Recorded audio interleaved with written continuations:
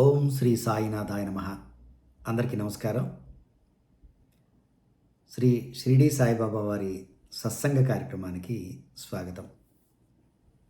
మనం ప్రస్తుతం ఉన్నటువంటి పరిస్థితుల్లో చాలామంది బాబావారి గురించి అసత్య ప్రచారం చేస్తున్నటువంటి మాటలు విని చాలా బాధపడుతున్నారు. అసలు బాబావారు ఏం చెప్పారు? బాబావారి యొక్క తత్వం ఏమిటి?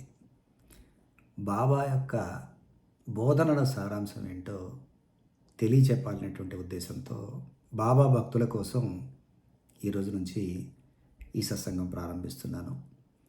ప్రతిరోజు కూడా ఒక అధ్యాయాన్ని తీసుకొని ఆ అధ్యాయంలో బాబా మనకేం బోధిస్తున్నారు, ఆ అధ్యాయంలో రచయిత చెప్పినటువంటి విషయాలని మనం ఎలా చూడాలి,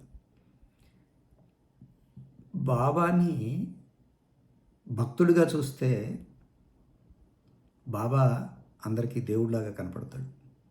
అదే బాబాని ద్వేషంతో చూస్తే వాళ్ళకి బాబా అర్థం కాకపోగా విపరీతమైనటువంటి అర్థంతో వ్యతిరేక భావాలతో రచయిత చెప్పినటువంటి బాబా బోధలకి వక్ర భాష్యం చెప్తున్నారు. అందుకనే సాయి మందిరాల్లో అలాగే బాబా భక్తుల యొక్క సమూహాలు ఈ వాట్సాప్ గ్రూపులన్నింటిలో కూడా ఈ వీడియోని షేర్ చేయండి. నాకున్న 35 సంవత్సరాల అనుభవంలో బాబా నాకు ఎన్నో లీలలు చేశారు.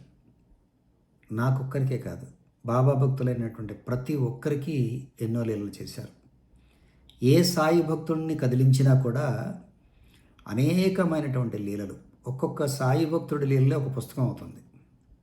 ఇలా ప్రపంచవ్యాప్తంగా బాబా లీలలు జరుగుతూనే ఉంటాయి.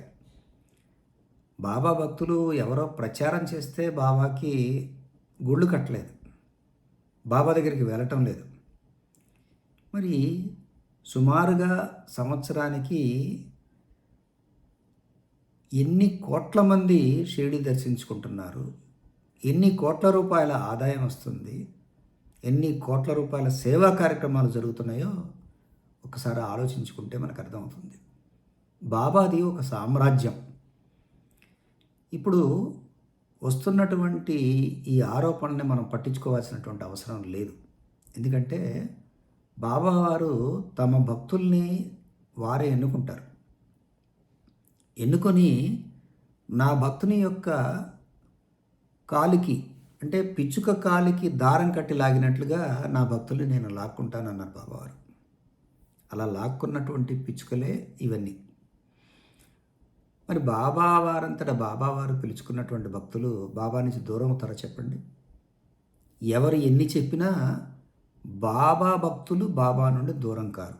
కాబట్టి మనం ఆందోళన చెందాల్సినటువంటి అవసరం లేదు.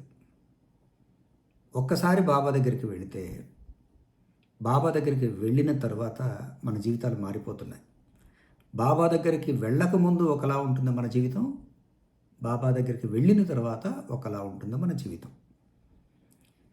ఏదైనా దేవుడి దగ్గరికి వెళ్ళి మన బాధ చెప్పుకోవాలి అంటే,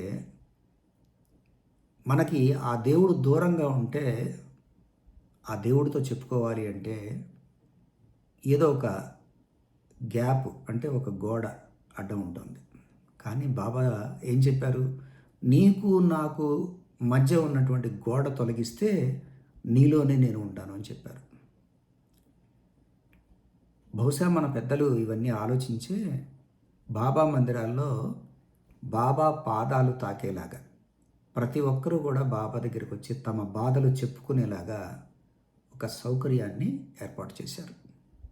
నాకు బాధ ఉంది, నేను వచ్చి బాబా పాదాల మీద పడి బాబాకి చెప్పుకుంటున్నాను. ఇలా చిన్నవాళ్ళు కావచ్చు, పెద్దవాళ్ళు కావచ్చు, పేదవాళ్ళు కావచ్చు, గొప్పవాళ్ళు కావచ్చు, అసలు బాబా అంటేనే మీరు బాబా సచ్చరిత్ర లేదా బాబా పరిచయమైన తర్వాత బాబాని ఒక 3 కేటగిరీలుగా చూడండి. ఒకటి, బాబా యొక్క విధానంలో మనకి స్పిరిచువాలిటీ కనపడుతుంది. అంటే బాబాకు సంబంధించినటువంటి మందిరాలలో పూజలు జరుగుతూ ఉంటాయి, హారతులు జరుగుతూ ఉంటాయి.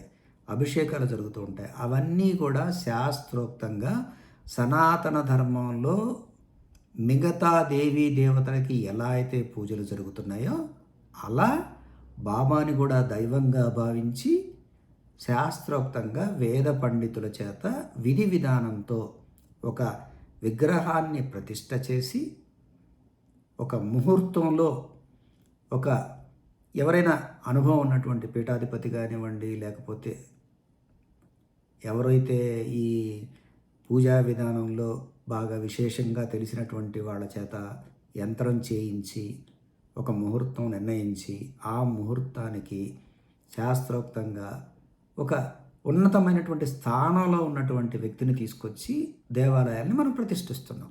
అంటే ప్రాణ ప్రతిష్ఠ జరుగుతోంది. ఇక్కడ బాబాని ఎవరూ కూడా ఒక రాయిలాగో లేకపోతే ఇంకేదోలాగో చూడటం లేదు. సాక్షాత్తు దైవాంశ సంభూతుడుగానే చూస్తున్నారు. ఆయన కనపడటమే ఒక పకీరుగా కనపడ్డాడు. మరి పకీరుగా కనపడినటువంటి వ్యక్తికి దేవుడిగా గుళ్ళు కట్టి ఆరాధిస్తున్నారు అంటే భక్తుల యొక్క సంస్కారం ఎటువంటిదో ఒక్కసారి ఆలోచించండి. ఏ భక్తుడు కూడా ఆయన వేషాన్ని చూసి బాబాని ఆరాధించలేదు.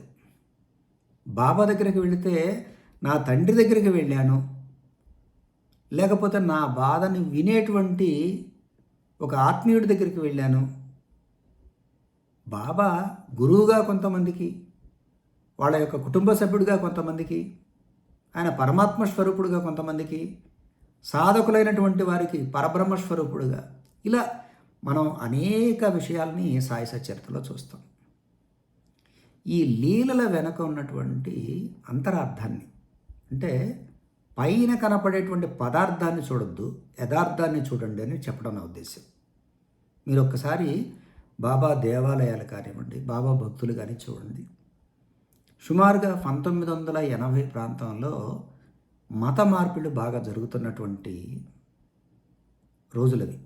అలాంటి సందర్భాల్లో బాబా వచ్చి బాబా దేవాలయాల రూపంలో గ్రామాన బాబా దేవాలయాలు వెలిశాయి. ఎన్నో విగ్రహ ప్రతిష్టలు చేశారు. 1980, 90, తర్వాత 2000, 2010, 2015, 2020 దాకా విపరీతంగా దేవాలయాలు ఎంత ఖర్చు పెట్టారు. సర్వాంగ సుందరంగా, శోభాయమానంగా బాబా దేవాలయాల్లో ఒక్కసారి చూడండి. ఏ దేవాలయాలలో లేని కళ బాబా దేవాలయంలో కనపడుతుంది. బాబా దేవాలయంలో ప్రతి గురువారం కూడా అన్నదానం జరుగుతుంది. బాబా దేవాలయాల్లో విద్యాదానం జరుగుతుంది. అలాగే వైద్యదానం జరుగుతుంది.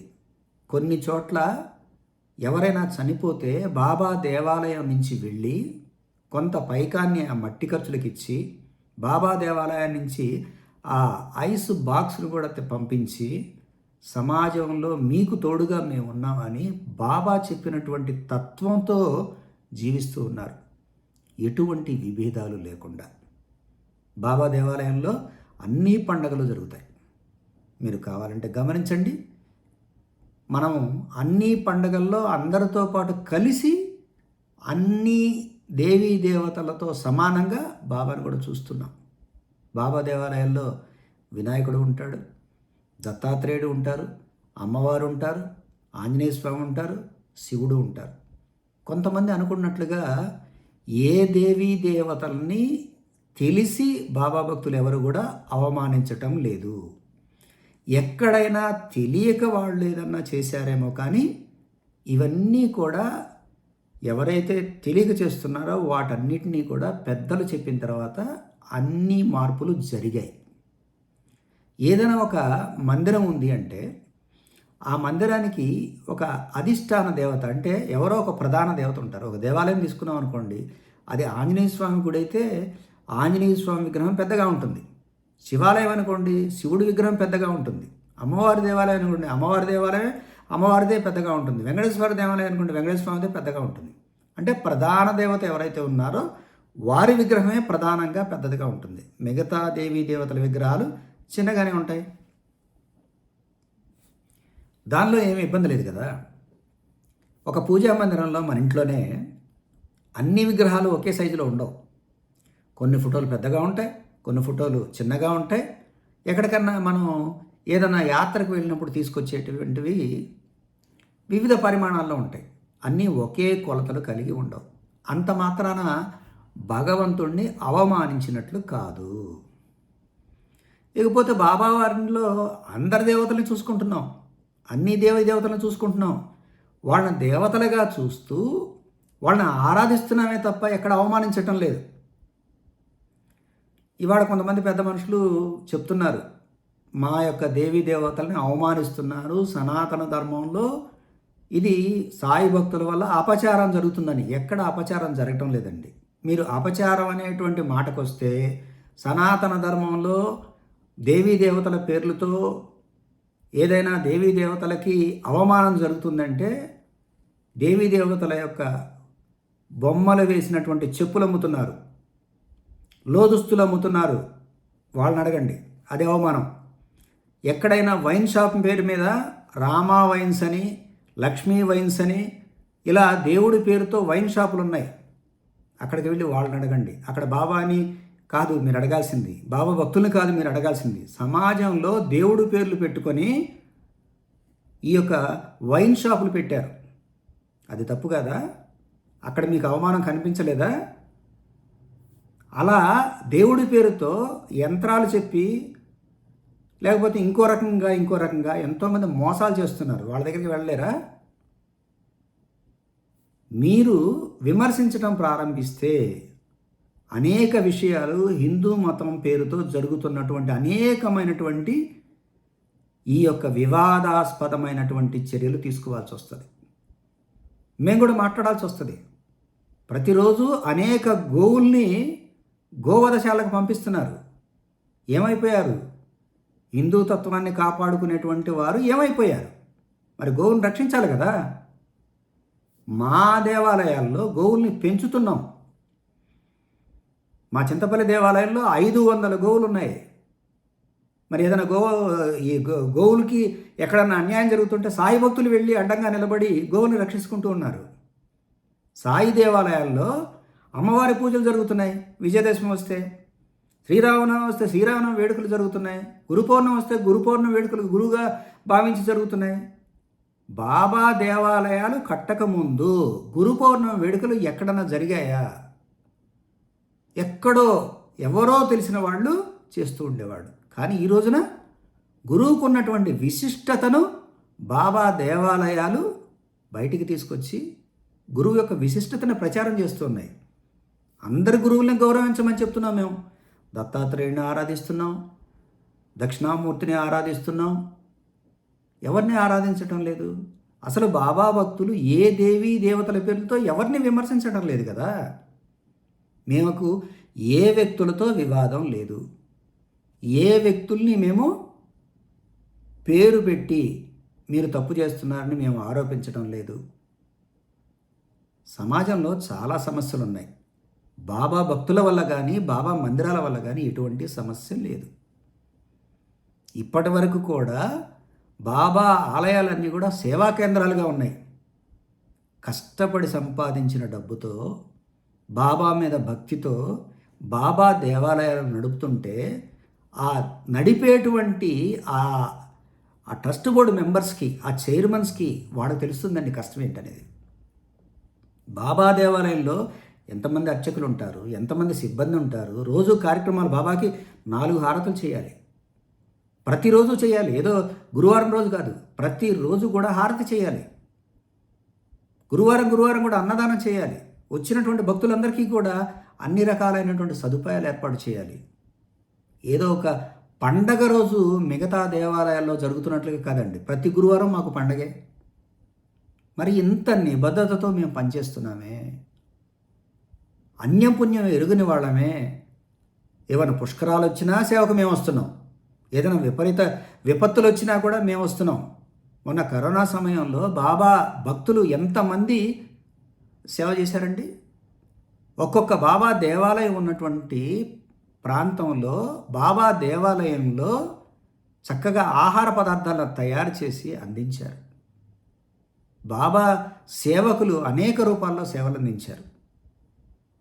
ఎక్కడన్నా బ్రహ్మోత్సవాలు జరుగుతున్నాయి, ఎక్కడన్నా ఏదైనా విశేషమైనటువంటి కార్యక్రమాలు జరుగుతున్నాయి, ఎవరన్నా పీఠాధిపతులు పిలిచారు, ఎక్కడికి మేము వెళ్ళటం లేదు?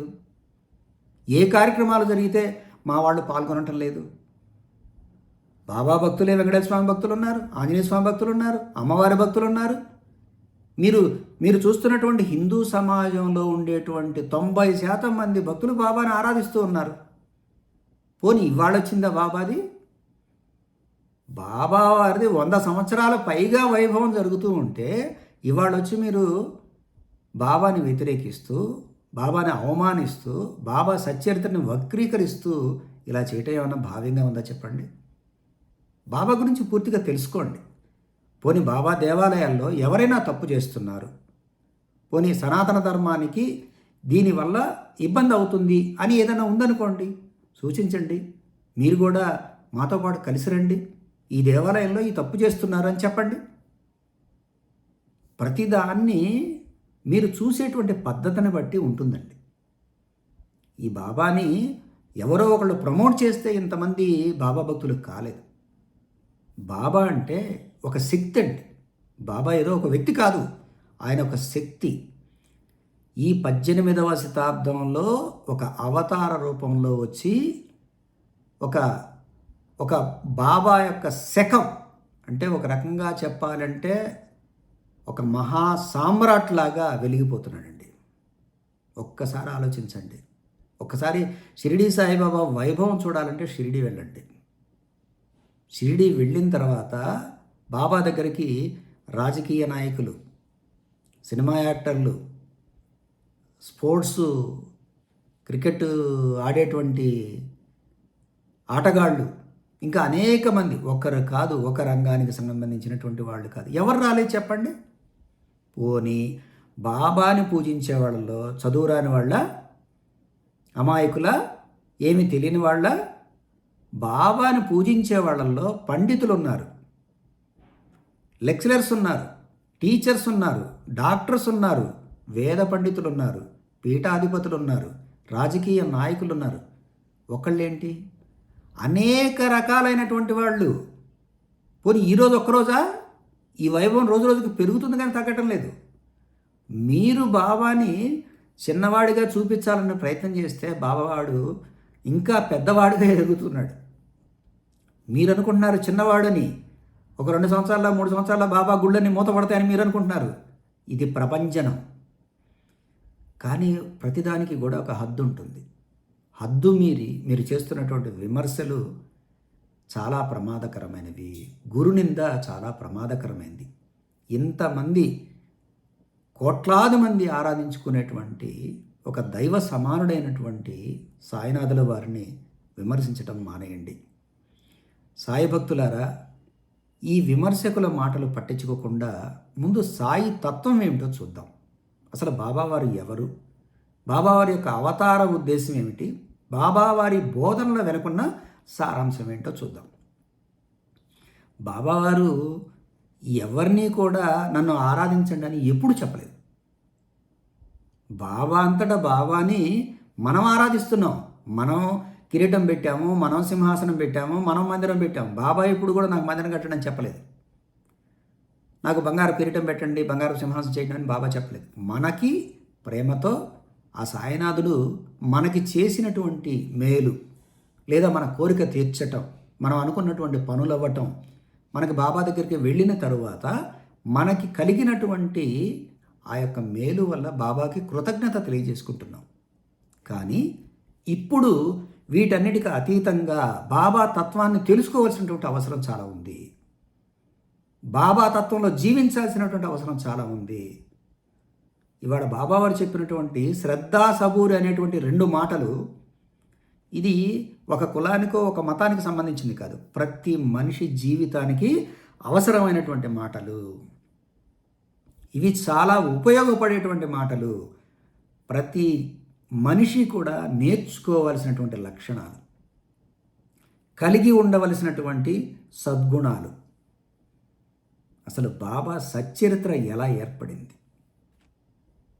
బాబా యొక్క సచ్చరిత్ర తీసుకుంటే మనకి మొదటగా ఉపోద్ఘాతం అని వస్తుంది. ఆ ఉపోద్ఘాతంలో గురుచరిత్ర అనేటువంటి గ్రంథంతో పోలుస్తారు. ఈ గురుచరిత్ర కన్నడ దేశం వాళ్ళు రాశారు. అది 14-15 శతాబ్దాల్లో జరిగినటువంటి లీల. దత్తాత్రేయుల వారి యొక్క మొదటి అవతారం శ్రీపాద శ్రీవల్లభులు, రెండవ అవతారం శ్రీ నరసింహ సరస్వతి, తర్వాత మూడో అవతారం మాణిక్య ప్రభు, నాలుగో అవతారం అక్కల్కోట మహారాజు, తరువాత ఆ అక్కల్కోట మహారాజు గారు శ్రీ సాయి రూపంలో ఆ అవతార పరంపర కొనసాగించారని దత్తపంచకంగా జరిగేటువంటి కొన్ని లీలలన్నీ కూడా మనకి శ్రీ సాయి సచరిత్రలో కనపడతాయి. అంటే ఊరికే దత్తాత్రేయ అవతారం అనుకూలం, మనం కొన్ని రకాలైనటువంటి ఆధారాల ప్రకారం మనం దత్తాత్రేయుడిగా భావించాం.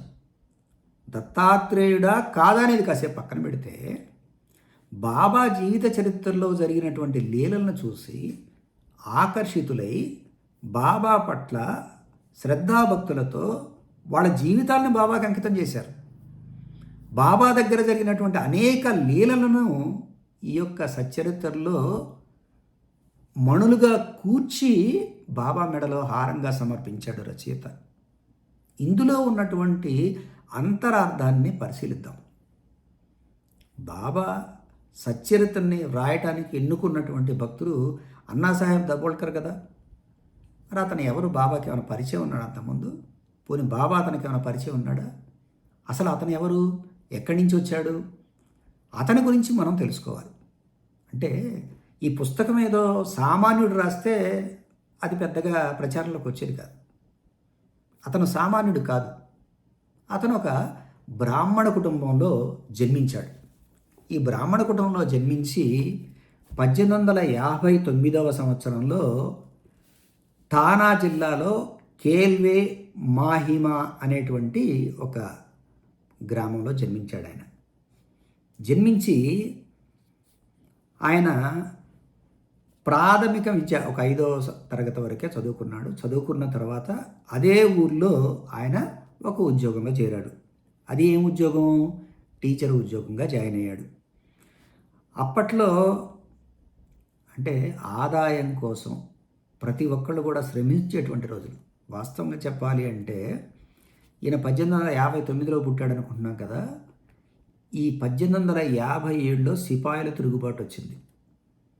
దేశమంతా కూడా అల్లకల్లోలంగా ఉన్నటువంటి పరిస్థితులు. బాబా గారు ప్రకటితమైనటువంటి రోజులు ఎలా ఉన్నాయో కూడా ఒక్కసారి గమనించుకోవాలి భక్తులారా. భారతదేశ చరిత్ర తీసుకున్నట్లయితే ఒక్కొక్క సందర్భంలో ఉన్నటువంటి పరిస్థితులు చాలా విశేషమైనటువంటి పరిస్థితులు. ఆ పరిస్థితులు ఆ కాలానుగుణంగా ఎటువంటి వ్యక్తి రావాలి, ఆ వ్యక్తి వచ్చి ఏం చేయాలి, ఏం చేస్తే సాధారణ పరిస్థితులు వస్తాయి, అలాంటి ఆ యొక్క పరిస్థితులలో బాబా ప్రకటితమయ్యారు. ఒక 16 సంవత్సరాల బాలుడిగా షిరిడిలో ప్రకటితమయ్యారు. షిరిడిలో ప్రకటితమైన తర్వాత ఇతను 1859లో పుడితే 1910వ సంవత్సరం వరకు ఇతను బాబాకి పరిచయం కాలేదు. ఇతనికి 1909వ సంవత్సరంలోనే ఇతని స్నేహితుడైనటువంటి నానాసాహెబ్ చందోర్కర్ దీక్షిత్ చెప్తారు. కానీ 1909వ సంవత్సరం వెళ్ళాడు. 1910వ సంవత్సరంలో నానా 1-2 సార్లు అడిగితే అప్పుడు బాబాని దర్శించుకోవడానికి వెళ్తాడు. ఇతను కేవలం బడిపంతులుగా ఉద్యోగం చేయలేదు. తరువాత ఆయన కరువు వచ్చినప్పుడు కరువు ప్రాంతాల్లో ఒక ప్రత్యేక అధికారిగా నియమితులయ్యారు. ఆ తరువాత అది చాలా నిజాయితీగా చేయటం వల్ల 1901లో ఆయన మామల్తాదారుగా నిర్మించారు. తర్వాత 1903లో ఫస్ట్ క్లాస్ రెసిడెంట్ మెజిస్ట్రేట్గా బాంద్రాలో నియమించారు. తర్వాత 1907 వరకు ఉద్యోగం చేశారు. ఆ ఉద్యోగం ఆ తర్వాత ముర్బాడు, ఆనంద్, బోర్సదుల్లో పనిచేసి 1910లో బాంద్రాలో రెసిడెంట్ మెజిస్ట్రేట్గా నియమితులయ్యారు. అంటే బాబా గారి దగ్గరికి వచ్చేటప్పుడు అతను ఒక ఉన్నతమైనటువంటి పదవిలో ఉన్నాడు. ఇంకా ఇతను ప్రతిరోజు కూడా ఏకనాథ భాగవతము, జ్ఞానేశ్వరి, ఆధ్యాత్మిక రామాయణం అలాంటి గ్రంథాలు చదువుతూ ఉండేవాడు. తాతల దగ్గర నుంచి కూడా భక్తులు, తాతగారు కానివ్వండి, నాన్నగారు కానివ్వండి, వాళ్ళ ఇంట్లో ప్రతిరోజు కూడా ఆరాధన చేయకుండా బయటికి వెళ్ళరు. ప్రతిరోజు కూడా పారాయణం చేసేటువంటి వాళ్ళు. ఒక సద్బ్రాహ్మణ కుటుంబానికి చెందినటువంటి వాళ్ళు, గురు సాంప్రదాయం గురించి పూర్తిగా తెలిసినటువంటి వాడు. ఇప్పుడు చెప్పండి, ఒక నిజాయితీ గల బాధ్యతలు కలిగినటువంటి అధికారి అయ్యుండి ఒక బ్రాహ్మణ కుటుంబం నుంచి వచ్చి, అలాగే భాషా పరిజ్ఞానం ఏకనాథ భాగవతం కానీ, జ్ఞానేశ్వరి కానీ, ఆధ్యాత్మిక రామాయణం కానీ, భగవద్గీత కానీ ఇత్యాది గ్రంథాలన్నీ చదువుతున్నటువంటి వాళ్ళకి ఎవరిని నమ్మాలి, ఎవరిని నమ్మకూడదో కూడా తెలుస్తుంది. నానాసాహెబ్ చందోర్కర్ అన్నా తొందరగా నమ్ముతాడేమో, కానీ ఇతను అన్నాసాహెబ్ దాబోల్కర్ తొందరగా నమ్మేటువంటి మనస్తత్వం కాదు. ఇతను అన్ని వివరాలు తెలిసిన తర్వాత మాత్రమే, తాను తెలుసుకున్న తర్వాత మాత్రమే, తన కళ్ళతో చూసినంత తర్వాత మాత్రమే, తాను హృదయపూర్వకంగా ఇది సత్యమని తెలిసినంత మాత్రాన అప్పుడే అంగీకరిస్తాడు. అటువంటి పెద్ద మనిషి ఈ అన్నాసాహెబ్ దాబోల్కర్. అలాంటి వ్యక్తి బాబా దగ్గరకు వచ్చి, బాబా దగ్గర జరిగినటువంటి లీలలు చూసి బాబా యొక్క సచ్చరిత్ర రాయాలని నిర్ణయించుకున్నాడు. అనుకున్నది 1910వ సంవత్సరంలో, కానీ అతను 1916 దాకా ఉద్యోగం చేశాడు. 1916లో ఆయన పదవీ విరమణ చేశాడు. తర్వాత మరలా 17లో బాబా దగ్గరికి వచ్చాడు. ఈలోపు ఆయన 1910 దగ్గర నుంచి అప్పుడప్పుడు వచ్చి వెళ్తున్నాడు అంతే. 1917 తర్వాత బాబా దగ్గర ఉండటం ప్రారంభించాడు. బాబా దగ్గర ఉండటం ప్రారంభించి ఈ గ్రంథం పూర్తయ్యేటప్పటికి 1929వ సంవత్సరం అయింది. అంటే 1917 నుండి 1929 దాకా 12 సంవత్సరాలు రాశాడు. ఈలోపుగా 1923లో సాయిలీలా మాసపత్రిక అని షిరిడి సంస్థానం వాళ్ళు ఒక మ్యాగజైన్ స్టార్ట్ చేశారు, మంత్లీ మ్యాగజైన్. దానిలో ఈయన రాసినవన్నీ కూడా ఆ మరాఠీ భాషలో అచ్చు వేస్తూ ఉన్నారు, అప్పుడొకటి. 1929లో ఈయన పరమపదించిన తర్వాత 1930వ సంవత్సరంలో సంస్థానం వాళ్ళు ఈ పుస్తకాన్ని అచ్చు వేశారు. ఒక్కసారి ఆలోచించండి, ఏదో ఆషామాషిగా వచ్చిందా ఈ పుస్తకం? బాబాగారి యొక్క కోట్ ఏం చెప్పుకున్నాం మనం? పిచ్చుక కాలికి దారం కట్టి లాగినట్లుగా నా భక్తులు నా దగ్గర లాక్కుంటానన్నాడు. ఈయన పుస్తకం రాసేటప్పటికి 12 సంవత్సరాలు పట్టింది. అంటే సుమారుగా బాబాగారు ఎప్పుడు పరిచయం అయ్యారు అతనికి? 1910లో పరిచయం అయ్యారు.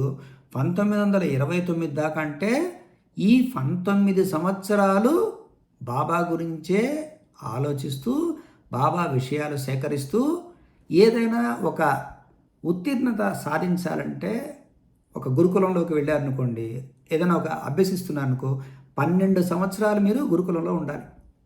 అలాగా 12 సంవత్సరాలు సాధన చేశాడు. 1917 నుండి ఆయన 1929 దాకా 12 సంవత్సరాలు లీలలన్నీ కూడా కాకాసాహెబ్ దీక్షిత్ దగ్గర నుంచి, భక్త మల్సాపతి దగ్గర నుంచి, ఇక నానాసాహెబ్ చందోర్కర్ దగ్గర నుంచి, ఇలా అనేక లీలలు, అంతమంది అక్కడ జరిగినటువంటి లీలలన్నీ కలిసి సేకరిస్తే ఒక 120 నుంచి 140 దాకా ఒక పుస్తకం చేశాడు. మరి బాబా జీవితాన్ని తీసుకుంటే ఆయన 1958లో షిరిడి రెండోసారి ప్రవేశించి 1918 దాకా, అంటే 60 సంవత్సరాల పాటు షిరిడి గ్రామంలో ఉన్నారు ఆయన. అప్పటిదాకా జరిగింది ఇవేనా లీలలు? ఎన్ని లీలలు జరిగి ఉంటాయి? అంటే బాబా గురించి ఎంత ఉంది? సచ్చరిత్రలో కాకుండా బయట ఎన్నో లీలలు ఉన్నాయి. ఎంతోమంది పరిశోధించి ఈ యొక్క బాబా లీలల్ని అనేక గ్రంథాల రూపంలో తీసుకొచ్చారు. అంటే ఇప్పుడు బాబా గురించి తెలుసుకోవాలి అంటే సచ్చరిత్ర ఒక్కటేనా మనకి ప్రమాణం? సచ్చరిత్ర కాకుండా కూడా ఇంకా వేరే గ్రంథాలు ఉన్నాయి. బివి నరసింహస్వామి వారు భక్తుల యొక్క అనుభవాలు, ఇంకా కొన్ని పుస్తకాలను రాశారు ఆయన. ఈ బివి నరసింహస్వామి ఎవరు? ఈయన రమణ మహర్షి శిష్యులు. వీరు బాబా ఉన్నప్పుడు బాబాతో సహచర్యం చేసినటువంటి భక్తులు ఒక 70-80 మంది దాకా కలిసి వాళ్ళందరి దగ్గర నుంచి కూడా అనుభవాలు సేకరించారు. ఆయన ఒక గ్రంథాన్ని రాశారు.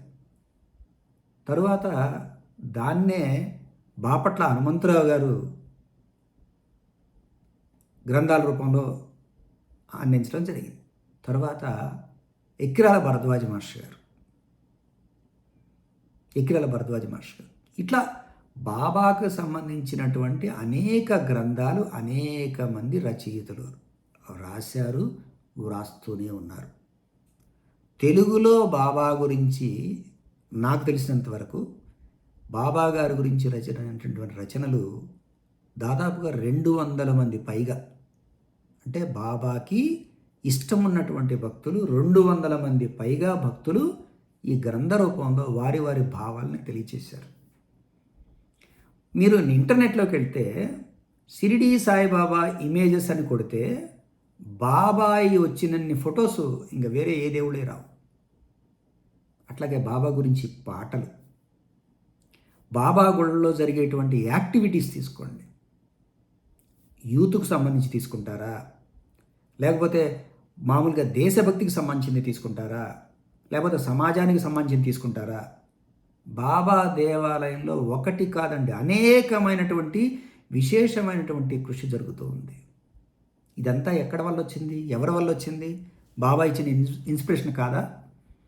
బాబా భక్తుడిగా కేవలం సచ్చరిత్ర ఒక్కటే చదివితే కాదు, బాబా దగ్గరికి రాగానే ఈ సచ్చరిత్రతో ఆయన లాక్కున్న తర్వాత బాబా అంటే ఏంటో పరిశోధించేలాగా చేశాడు, తన జీవితాన్ని మార్చుకునేలాగా చేసుకుంటున్నాడు.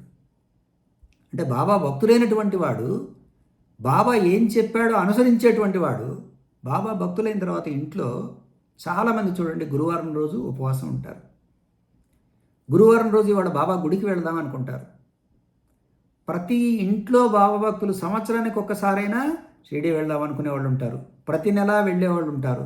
కొంతమంది పని అయితే 7 వారాలు వస్తానే వారం వచ్చేవాళ్ళు ఉంటారు.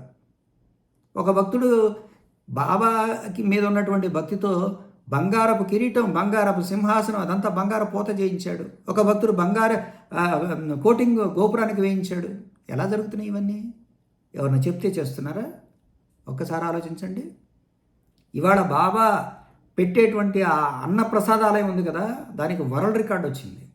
ప్రతిరోజు 50,000 మందికి పెడుతున్నారండి. ఉదయం ప్రారంభం అయితే సాయంత్రం 9 వరకు ఆపకుండా కంటిన్యూగా పెడుతూనే ఉంటారు. బాబా హాస్పిటల్ చూడండి, ఎంత పెద్ద హాస్పిటల్, ఒక్కసారి వెళ్ళినప్పుడు చూడండి. బాబా సంస్థాన ఆధ్వర్యంలో జరిగేటువంటి స్కూల్స్ చూడండి. ఎక్కడ ఆ చుట్టుపక్కల ప్రాంతాల్లో ఎక్కడ హాస్పిటల్ లేదు, ఎక్కడ స్కూల్ లేదు. బాబానే అందరికీ చదివిస్తున్నాడు.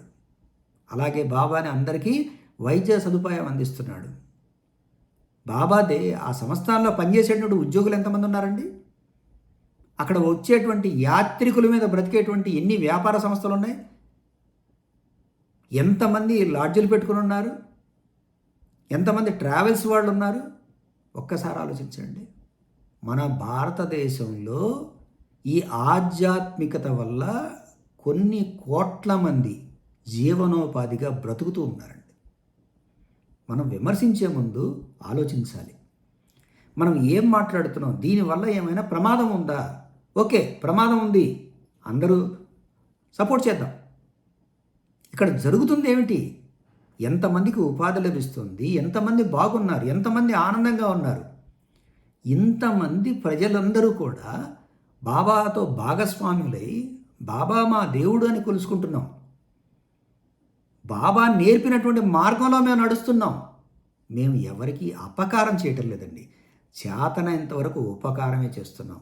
బాబా అదే మాకు నేర్పాడు. పుణ్యం అంటే ఉపకారం చేయటం, పాపం అంటే అపకారం చేయటం. బాబా భక్తులైనటువంటి వాళ్ళు ఆఖరికి బాబా విషపు జంతువును కూడా చంపొద్దన్నాడండి బాబా.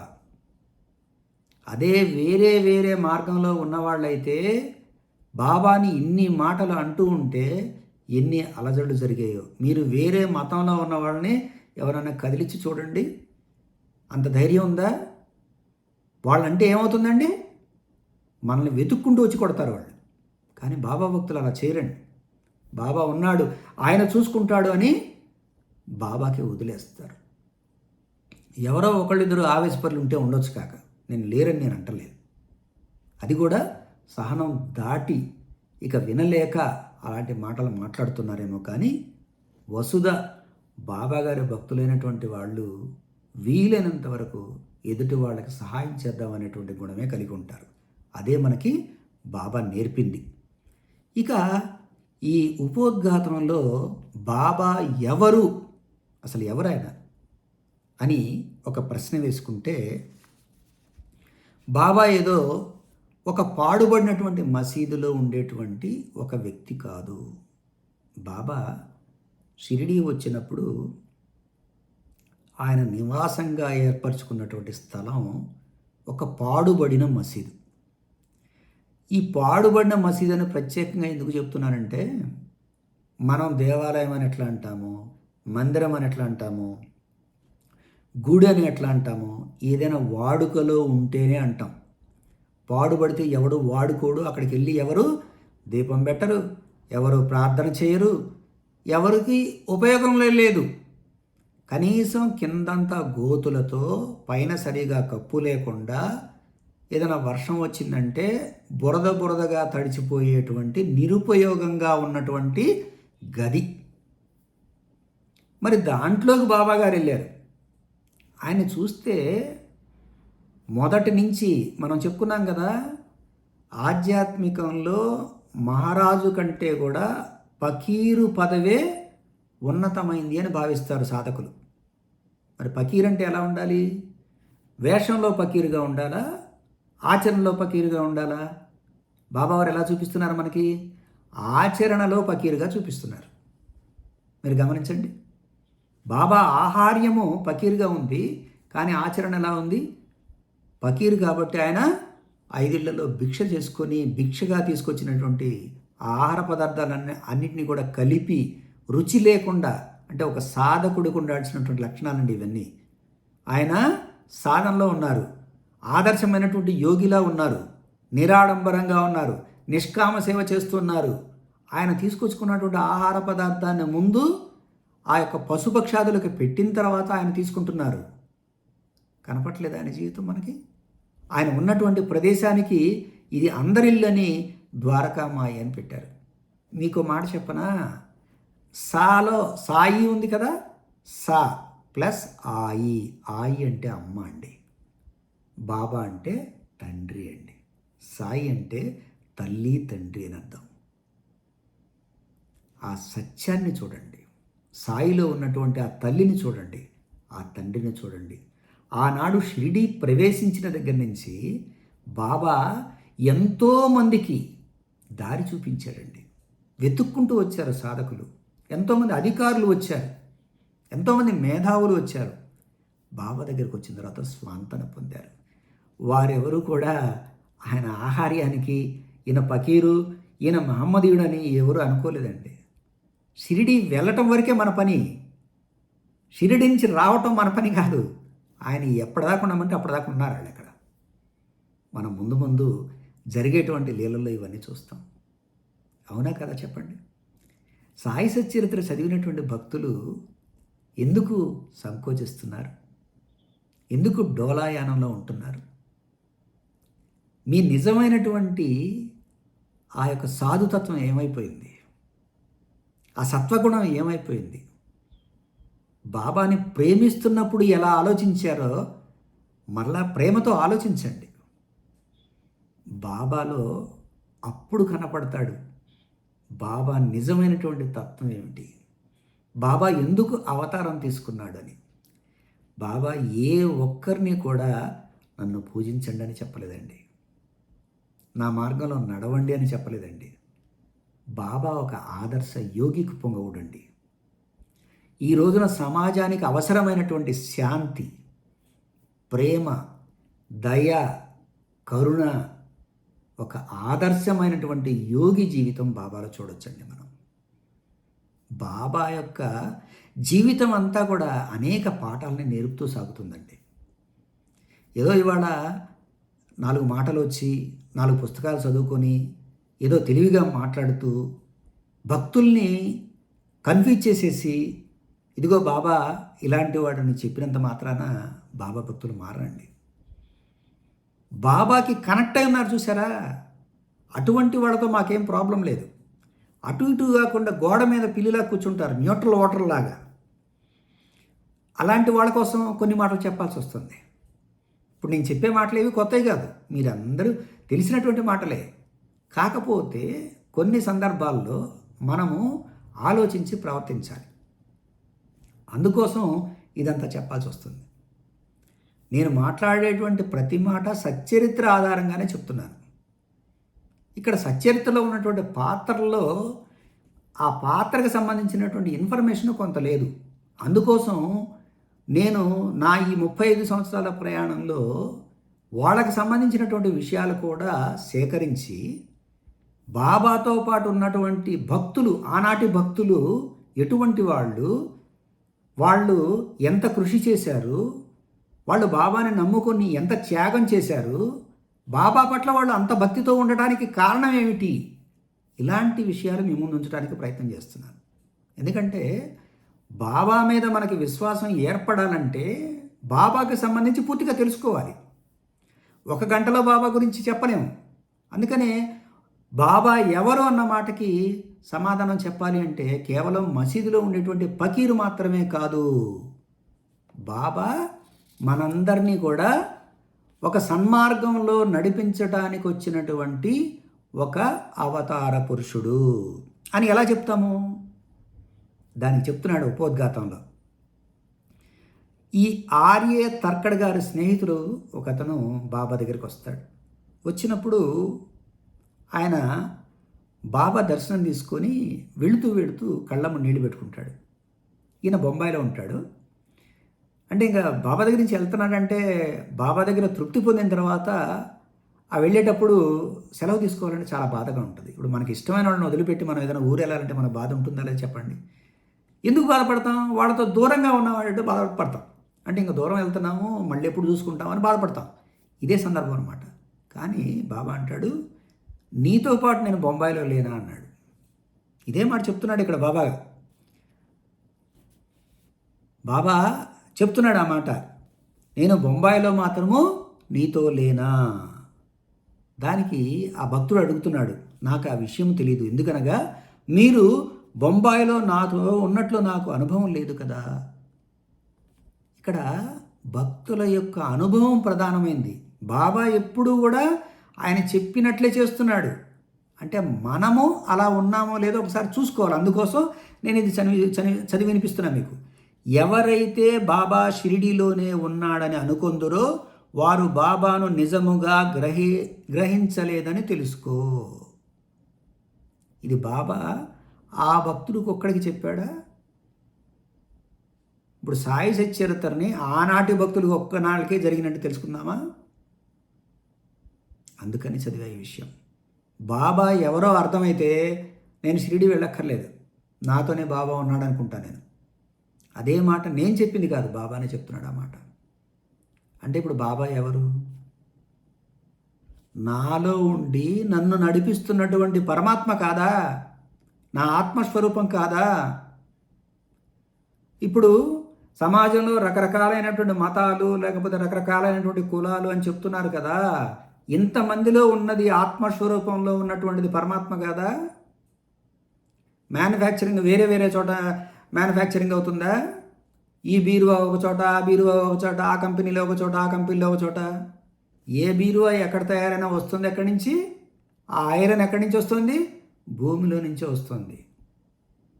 కాబట్టి అన్నిట్లో ఉన్నదేమిటి? ఆ ఐరనే. మీరు బ్రాండ్ వేరు పెట్టుకోండి. కుర్చీ అంటారా, టేబుల్ అంటారా, పేట అంటారా, బల్ల అంటారా, ఏదన్నా అనండి, పదార్థం ఒకటే కదా. ఈ యథార్థం ఎందుకు తెలుసుకోలేకపోతున్నారు? ఇక్కడ బాబా ఏం చెప్తున్నాడు? పిచ్చోడా, నీలో ఉంది కూడా నేనే. అంటే ఇప్పుడు బాబా ఎవరు? బాబా అక్కడెక్కడ ఉన్నాడా? షిరిడీ వరకే బాబాను పరిమితం చేద్దామా? భగవంతుడు సర్వాంతర్యామి. ఇదే కదా మన వేదాలు చెప్తుంది, ఉపనిషత్తులు చెప్తుంది. మరి భగవంతుడు అనేవాడు ఒకడే అయినప్పుడు బాబా అన్న మాటలో తప్పేమిటి? ఆయన చెప్తుంది అదే కదా, భగవంతుడే యజమాని అని చెప్తున్నాడు ఆయన. మనం ఒక 5 సెంట్లు ఉందనుకోండి మన స్థలం, ఆ సెంటు దగ్గర 5 సెంట్ల దగ్గర మనం బోర్డు పెట్టేస్తున్నాం, this site is belongs to so and so అని మన పేరు పెట్టేసుకుంటున్నాం అక్కడ. మరి ఇప్పుడు భగవంతుడి పేరు పెట్టుకోవాలి కదా మనందరి మీద. This properties belongs to me. మీరు కంటికి కనపడేటువంటి ఏ ప్రోడక్ట్ అన్నా, ఏ వస్తువు కావచ్చు, ఏ జీవి కావచ్చు, ఈ చరాచర సృష్టిలో కంటికి కనపడేది ఏదైనా భగవంతుడు సృష్టిలోని భాగమే కాదా? చీమను ఒకడు సృష్టించారు, పామును ఒకడు సృష్టించారు, కప్పను ఒకడు సృష్టించారు, మనిషిని ఒకడు సృష్టించారు, లేకపోతే చెట్టును ఒకడు సృష్టించారు. చెప్పండి, ఒక్కసారి మీరు ఆలోచించండి, లోతుగా వెళ్ళండి. లోతుగా వెళ్ళి అసలు దీని వెనక ఏముంది, ఎవరు అని వెళ్ళండి. అందరూ మళ్ళీ బాబా దగ్గరికే రావాలి, బాబా చెప్పిన మాట దగ్గరికే రావాలి. భగవంతుడే యజమాని, అదే కదా అల్లా మాలిక్ అంటే. నీకేం బాధ? అల్లా మాలిక్ అని బాబా అన్నాడంటే అది అర్థం ఏంటి? భగవంతుడే యజమాని, అంతే కదా, అంటే తప్పేం లేదుగా. మరి భగవంతుడే యజమాని అని చెప్పిన వాడిని మీరు తప్పంటున్నారే. బాబా చెప్పింది కూడా అదే, భగవంతుడే యజమాని అని చెప్తున్నాడు. అందుకనే బాబా భక్తులకి నేను చెప్పేది ఏమిటంటే, సత్యం తెలుసుకోండి. బాబా గారు చెప్పినటువంటి సత్యాన్ని మనం తెలుసుకున్నట్లయితే మనం ఏమనుకుంటాం? బాబా ఎవరో అర్థం చేసుకుంటాం. బాబా దగ్గరికి ఆ రోజుల్లో కూడా హిందువులు వచ్చారు, ముస్లిమ్స్ వచ్చారు, పార్సీలు కూడా వచ్చారు. అయితే హిందువులంతానేమో కూడా ఆయన హిందూ మతానికి సంబంధించినటువంటి కొంతమంది దేవీ దేవతల స్వరూపాలుగా భావించారు. కొంతమందికి ఆయన వినాయకుడిగా కనపడ్డాడు, కొంతమందికి ఆంజనేయ స్వామిగా కనపడ్డాడు, కొంతమందికి దత్తుడుగా కనపడ్డాడు, కొంతమందికి రాముడుగా కనపడ్డాడు, కొంతమందికి వేటలుడుగా కనపడ్డాడు. ఇలా రకరకాల రూపంలో యద్భావం తద్భవతి. అలా వాళ్ళ భావాన్ని బట్టి వాళ్ళకి వివిధ రూపాల్లో బాబా కనిపించారు. నేను ఈ మాటలేమి నాకు నేను కల్పించుకొని చెప్పట్లా, సచ్చరితలో ఉన్నదే చెప్తున్నా. అలా హిందువులు వాళ్ళ దేవీ దేవతల్లో ఒక భాగంగా చూశారు. అట్లాగే మహమ్మదీయులు కూడా ఆయన వాళ్ళ పీరుల్లో, వాళ్ళల్లో మహాత్ములు ఉంటారు కదా, మహాత్ములుగా భావించారు. ఆయన కూడా ఒక మహాత్ముడు అని వాళ్ళు కూడా భావించారు. అందుకనే వాళ్ళు కూడా బాబా పట్ల ఆయన మహానుభావుని భావంగానే చూశారు. కొంతమంది పెద్దవాళ్ళు మక్కా యాత్రలు చేసినటువంటి వాళ్ళు బాబా దగ్గరకు వచ్చి బాబా యొక్క దర్శనం చేసుకుని ఆశీస్సులు తీసుకుని వెళ్ళిన వాడు కూడా ఉన్నారు. ముందు కథల్లో మనం చూద్దాం. తర్వాత బాబా దగ్గరికి వచ్చినటువంటి వాళ్ళల్లో హైకోర్టు జడ్జి గారు అయినటువంటి ఎంబి రేగే గారిని ఒక ఆయన ఉన్నారు. ఆయన సాక్షాత్తు బాబా గారిని ఆయన పూర్తిగా దేహం ఉన్నా లేకపోయినా కూడా, అంటే బాబా గారు సశరీరులుగా ఉన్నప్పుడు వారు రూపుదాల్చిన భగస్వరూపంగా తమ భక్తులను బాసిల్లుతూ తమ లీలా ప్రబోధాల ద్వారా సాధకుల మార్గమును ప్రకాశింపచేయుచుండెడివారు. వారి నశ్వరమైనటువంటి దేహము మాయమైపోయినది, కానీ దానిలో అప్పుడుండిన బాబా మాత్రము ఇప్పటికీ అనంత శక్తి వలె నిలిచి వారు సమాధి చెందకముందు భక్తులకు తోడ్పడినట్లే ఇప్పటికీ వారిని ఆశ్రయించు అసంఖ్యాక భక్తులకు నిశ్శబ్దముగా సహాయపడుచున్నారు. ఈ మాట చెప్పింది ఏదో ఒక సామాన్యమైనటువంటి వాడు కాదు, హైకోర్టు జడ్జి అయినటువంటి ఈ రేగే గారు చెప్పారు ఈ మాట. ఆయన ఏమంటున్నాడు? ఆయన అనుభవంతో, బాబాని నేను చూశాను, ఆయన భగవత్ స్వరూపంగా నేను భావించాను. ఆయన బాబా గారు ఉన్నప్పుడు అలాగే ఉన్నారు, బాబా గారు దేహత్యాగం చేసిన తర్వాత కూడా ఉన్నప్పుడు బాబా భక్తులకి ఎలా సహాయపడుతున్నారో ఇప్పటికీ కూడా బాబా అలాగే సహాయపడుతున్నారు. ఎంత గొప్ప మాట అండి! ఇది ఎవరైనా దారిని పోయే దానయ్య చెప్పిన మాట. మనం ఎల్లయ్య పుల్లయ్య చెప్తే పట్టించుకోము. ఒక స్థాయిలో ఉన్నటువంటి ఒక పెద్ద మనిషి చెప్తున్నాడు. ఆయన హైకోర్టు జడ్జి.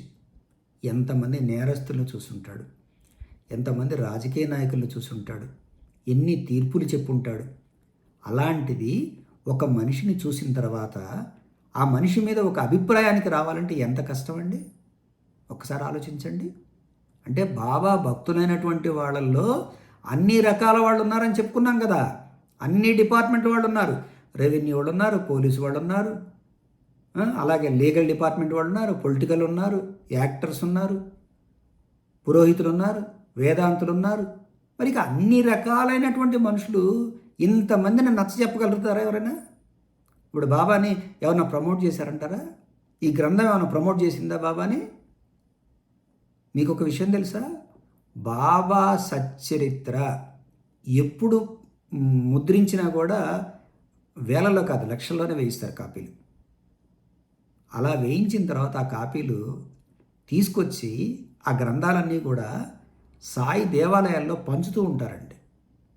అంటే బాబా సచ్చరిత్ర మీద అంత ప్రాణం భక్తులకి. బాబా సచ్చరిత్రని, బాబాని వేరుగా చూడరండి.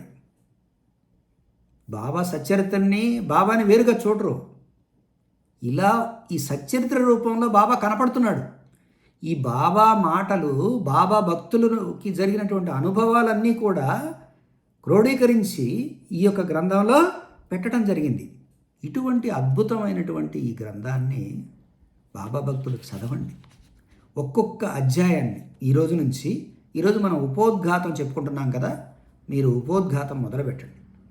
ఉపోద్ఘాతం మొదలుపెట్టి ఈ ఉపోద్ఘాతంలో బాబాని ఎలా చూశారు? ఆనాడు మహారాష్ట్ర ప్రాంతంలో ప్రతి ఇంట్లో కూడా గురు చరిత్ర పారాయణ చేస్తూ ఉండేవారు. గురువు పట్ల ఎంతో ఉన్నతమైనటువంటి భావనతో ఉండేటువంటి వాళ్ళు. ఎందుకని? దత్తాత్రేయుల వారి యొక్క క్షేత్రాలు ఎక్కువగా మహారాష్ట్రలో ఉంటాయి. వాళ్ళు ప్రతిరోజు కూడా గురువుని ధ్యానించకుండా ఉండరు. గురు చరిత్రన్న పారాయణ చేస్తారు, లేకపోతే జ్ఞానేశ్వరుని పారాయణ చేస్తారు, లేకపోతే భగవద్గీత పారాయణ చేస్తారు. ఇలా మనం తిరుపతికి ఎలా వెళ్తామో అలా వాళ్ళు దత్తుడిని అలా ఆరాధిస్తారు. అలాంటి మహారాష్ట్ర ప్రాంతంలో గురు చరిత్ర అంటే దాంట్లో కర్మకాండ చాలా కఠినంగా ఉంటుంది.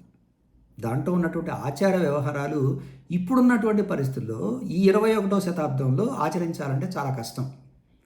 కాబట్టి బాబా ఒక మెట్టు దిగాడు ఆయన. మనకు అంతకుముందు తెలుగు మీడియం స్కూల్స్ ఎక్కువగా ఉండేవి. మొదట్లో సంస్కృతం ఉండేది, సంస్కృతం తర్వాత తెలుగు మీడియం వచ్చింది, తెలుగు మీడియం తర్వాత ఇంగ్లీష్ మీడియం వచ్చింది. బాబా ఇంగ్లీష్ మీడియం లాంటివాడు. ఇంకో ఉపమానం చెప్తాను మీకు. అంతకుముందు మామూలుగా మనం ఆహార పదార్థాలు ఇంట్లో పండ్లు తినటం ఇష్టం, లేదంటే కాయగూరలు తినటం ఇష్టం, లేదంటే రకరకాలైనటువంటి పిండి వంటలు తినటం ఇష్టం, లేదంటే ఆవు నెయ్యి తినటం ఇష్టం, ఇట్లా రకరకాల పదార్థాలు. తర్వాత ఈ మధ్య డ్రై ఫ్రూట్స్ అని వచ్చాయి. బాగా బలం కావాలంటే ఏం చేస్తున్నారు? డ్రై ఫ్రూట్స్ నానబెట్టుకొని పొద్దునే తింటున్నాడు. బాబా డ్రై ఫ్రూట్ లాంటివాడు. ఎందుకు చెప్తున్నానంటే ఈ మాట, మీరు బాబా దగ్గరికి వచ్చారంటే మీకు ఏం కావాలి? జ్ఞానం కావాలా? భక్తి కావాలా? ఏం కావాలి మీకు? జ్ఞానయోగము, భక్తి యోగము, కర్మయోగము, ఈ 3 కలిపినటువంటి సమ్మిళితమే బాబా గారు. మీరు బాబాలో మీరు ప్రత్యక్షంగా చూస్తే గనక బాబాలో ఇవన్నీ కనపడతాయి.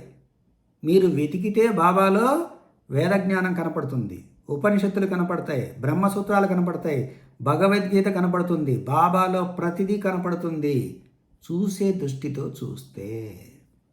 బాబా సమాజానికి అవసరమైన వాడు. అందుకనే బాబా ఇంతమంది ఇళ్లలోకి వచ్చారు, ఇంతమంది గుళ్ళలోకి వచ్చారు. అందరి హృదయాల్లోకి బాబా వచ్చాడు అంటే బాబా అవతార కార్యం అలాంటిది. ప్రకృతిలో ఒక నియమం ఉంటుంది.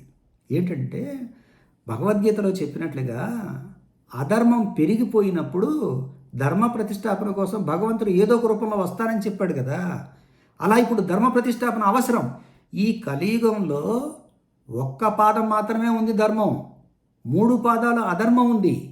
ఈ 3 పాదాలు విస్తరిస్తూ ఆ ఒక్క పాదాన్ని కూడా కూల్చేస్తున్నాయి. మరి ఈ ధర్మాన్ని నిలబెట్టాలంటే ఏంటి? యోగులు మాత్రమే నిలబెట్టగలరు.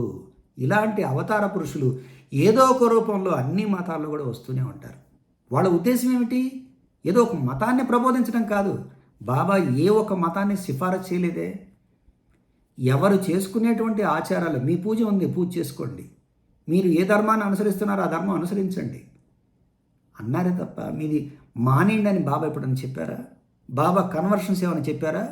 పోనీ బాబా నా పుస్తకం మాత్రమే చదవాలి, నా పారాయణ మాత్రమే చేయాలి, నా పూజలు మాత్రమే చేయాలి, నా ప్రసాదం మాత్రమే తినాలి, ఇంకొకళ్ళ ప్రసాదం తినొద్దు, ఇంకో గుడికి వెళ్ళొద్దు, ఇంకో దేవతను ఆరాధించొద్దని ఎప్పుడని చెప్పారా బాబా గారు? బాబా సచ్చరిత్రలో ప్రతి అధ్యాయము కూడా ఒక పాఠమే. మనం నేర్చుకోవాల్సినటువంటి అంశాలు ఎన్నో ఉన్నాయి బాబా సచ్చరిత్రలో. అందుకని బాబా సచ్చరిత్ర తీసి సప్తాహాలు చేయండి. లేదంటే కనీసం రోజుకు ఒక అధ్యాయం, నాతో పాటు 52 రోజులు కూడా రోజుకు ఒక అధ్యాయం మీరు చదవండి. నేను చెప్పినటువంటి అంశాలన్నీ మీకు కనపడతాయి. ఇవాళ బాబా గురించి ఏదో ఎవరో మాట్లాడారని నేను అసలు వాళ్ళ గురించి నేను ఏమీ కామెంట్ చేయట్లేదు. వాళ్ళు చాలా మంచి పని చేశారు. ఇవాళ బాబా భక్తులందరూ కూడా ఆలోచింపజేసేలాగా చేశారు. నా ఇల్లు కురుస్తుంది అనుకో, అప్పుడు నేను ఆలోచిస్తాను, అరే ఇప్పుడు ఇక్కడ చినుకులు పడుతున్నాయి, నా ఇంటిని ఎలా రక్షించుకోవాలి, ఎలా కప్పుకోవాలి, ఇంటికి ఎలా ఈ కారకుండా చూసుకోవాలని నేను జాగ్రత్త పడతాను. ఇప్పుడు బాబా దేవాలయాల వాళ్ళు, బాబా భక్తులు అందరూ కూడా ఎవరికి వాళ్ళు ప్రశ్నించుకోవాలి. నేను నిజంగా బాబా భక్తుడినా? నేను నిజంగా బాబా మార్గంలో ఉన్నానా? బాబా వల్ల, బాబా దగ్గరికి వచ్చిన తర్వాత నాకు ఏం మేలు జరిగింది? బాబా నాకు ఎంత మంచి పని చేశాడు? నేను అంతకుముందు ఎలా ఉండేవాడిని, ఇప్పుడు ఎలా ఉన్నాను? బాబా దయతో నేను బాగా బ్రతుకుతున్నాను. కాబట్టి నేను ఎలా అయితే బాబా అనుగ్రహాన్ని పొందానో, నాలాగా నా సాటి వారు కూడా బాబా అనుగ్రహాన్ని పొందాలి. బాబా దేవాలయాలకి ప్రతిరోజు వెళ్ళండి. బాబా దేవాలయాల్లో సత్సంగాలకు ప్రోత్సహించండి. బాబా తత్వాన్ని ప్రతి ఇంటికి చేర్చండి. ఎవరు వీడియో చేసినా కూడా బాబా తత్వాన్ని ప్రమోట్ చేయండి. ఏదో పిచ్చి పిచ్చి వీడియోలు మీరు ప్రమోట్ చేస్తాం కాదు. బాబా తత్వం ఈ రోజున అందరికీ అవసరం ఉంది. కనుక బాబా తత్వాన్ని మీరు అందరికీ అందజేయండి, అందించండి. అలా మీరు బాబా తత్వాన్ని అందించిన రోజున బాబా తత్వాన్ని విన్నటువంటి వారు బాబా మార్గాన్ని వదిలి పక్కకపోరు. బాబా చెప్పినటువంటి మార్గం అందరికీ శ్రేయోదాయకమైంది. బాబా మార్గంలో నడిచేటువంటి వాళ్ళు ఎవరికి హాని చేయరు సుమండి. బాబా మార్గంలో నడిచేటువంటి వాళ్ళు ఎవరికి హాని చేయరు. సాధ్యమైనంత వరకు ఎదుటివాడికి ఉపయోగపడే విధంగా మారతాడు. అది బాబా తత్వం. ఈ రోజున సమాజానికి అది అవసరం. ఈ రోజున సమాజ సేవ చేస్తున్నారు, సాటివాడికి సేవ చేస్తున్నారు, మంచి పనులు చేస్తున్నారు, మంచిని ప్రోత్సహిస్తున్నారు, అందరినీ కలుపుకొని పోతున్నారు, అందరితో కలిసిమెలిసి జీవిస్తున్నారు. సమాజానికి అవసరమైంది ఇప్పుడు బాబా తత్వం. బాబా దేవాలయాలు సమాజంలో ఉండి, సమాజంలో ఉన్నటువంటి అందరినీ కూడా అన్నదమ్మలోనే కలుపుకొని అన్ని పండుగలు అందరితో వాడు కలిసి జీవిస్తూ ఉన్నారు. ఇది కదా కావాల్సింది సమాజానికి. ఇప్పుడు ప్రపంచానికి సాయితత్వం అవసరం లేదా? సాయిని విడగొడదామా? అందరూ కలిసిమెలిసి జీవించేటువంటి ఈ సాయితత్వాన్ని మీరు వేరేగా ఎందుకు చూస్తున్నారు? ఒకసారి సాయి భక్తులు ఆలోచించండి. ముందు సాయితత్వం ఏంటో తెలుసుకోవడానికి ప్రయత్నం చేయండి. అప్పుడు సాయి భక్తుల దగ్గరికి వేరే వాళ్ళు వస్తారు. అన్నా మా ఇంట్లో ఇట్లా గొడవ అవుతుంది, నువ్వు వచ్చి చెప్పన్నా అని. ఎందుకని? నీకు భిన్నంగా నువ్వు వేరే వాళ్ళని చూసినప్పుడు నీకు ఖచ్చితంగా అతను నీకు శత్రువుగా కనపడతాడు. నాకు భిన్నంగా ఏం కనపడలేదు. బాబా అలా చెప్పలేదు. బాబా ఉపోద్ఘాతంలోనే చెప్పాడు, నీతో పాటు నేను బొంబాయిలో లేనా అని. అంటే ఇప్పుడు బాబా నాతో ఉన్నప్పుడు బాబాకి వ్యతిరేకమైన పని నేను చేస్తానా? బాబా ఎవరినైనా సరే మీరు కనుక బాధ పెట్టినట్టయితే నన్ను బాధ పెట్టినటువంటి వాళ్ళు అవుతారు అన్నారు బాబా. ఒక పందిని చూపించి ఆ పంది మలం ఎలా ఆనందంగా తింటుందో నీవు నీ సాటివాడిని ఆ విధంగా బాధపడుతున్నావు, నీ మాటలతో బాధపెడుతున్నావు. ఆ పందికి నీకు తేడా అయిందని బాబా పందితో పోల్చారు. ఇప్పుడు నేను ఎలా అవతలవాడిని, నాకు బాబా చెప్పినటువంటి మాటల వల్ల నేను అవతలవాడిని అనలేను కదా, అవతలవాడి మీద శత్రుత్వం పెట్టుకోలేను నేను. నీకది ఇంకో రకంగా అనిపించవచ్చు, కానీ బాబా మాటలు వెనుకున్నటువంటి అంతరార్థం గ్రహించినట్లయితే బాబా జీవితం అంతా కూడా ఒక ఆదర్శమైనటువంటి జీవన విధానం. ఈ కలియుగంలో ఆచరించదగినటువంటి ఒక జీవన విధానం. ఇటువంటి బాబా యొక్క జీవన విధానాన్ని మనం ఆదర్శంగా చేసుకొని జీవించినట్లయితే మన జీవితాలు ఉన్నతంగా ఉంటాయి. మనిషికి ఒక గురువు అవసరం. ఒక ఆదర్శమైనటువంటి యోగి జీవితాన్ని మనం ఆదర్శంగా తీసుకోవాలి.